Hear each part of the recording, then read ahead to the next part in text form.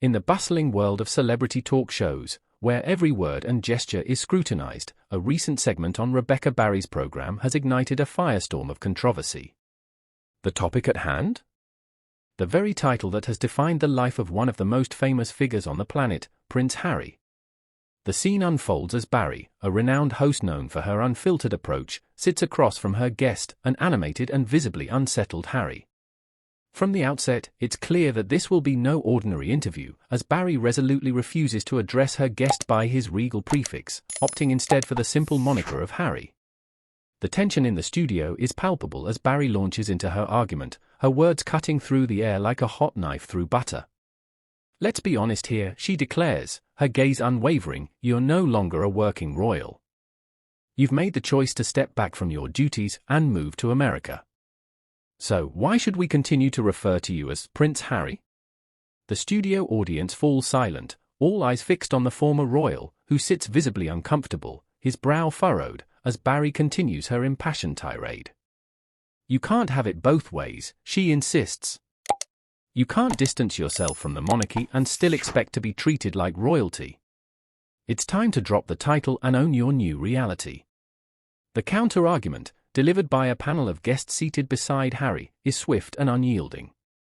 "He is still the grandson of the monarch," one guest asserts, "and that means he retains his royal status, regardless of his personal choices." Another chimes in, "The title of prince is not something that can be simply cast aside. It's a part of his identity, a birthright that can't be taken away." As the debate rages on, Harry sits silently, his eyes downcast, the weight of the moment palpable. It's clear that this is not just a discussion about semantics or protocol, but a deeply personal and emotionally charged issue for the man at the center of the storm. The crux of the matter lies in the evolving nature of the British monarchy and the shifting public perception of its role in the modern world.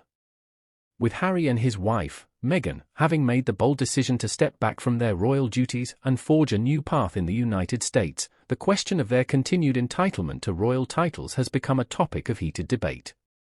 On one side, there are those who argue that the royal title is a birthright, a symbol of lineage and heritage that cannot be simply discarded, regardless of an individual's personal choices.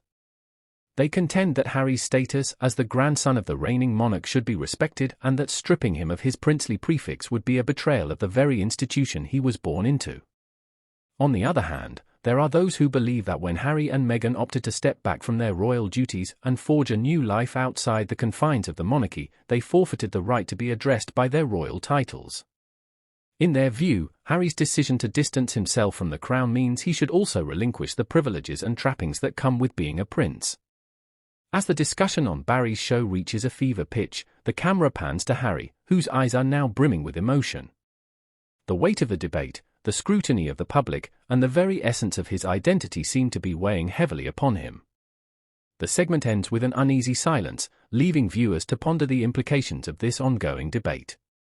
It's a stark reminder that the royal family, once a bedrock of tradition and stability, is now grappling with the complexities of the modern world, where the lines between public and private, duty and freedom, have become increasingly blurred.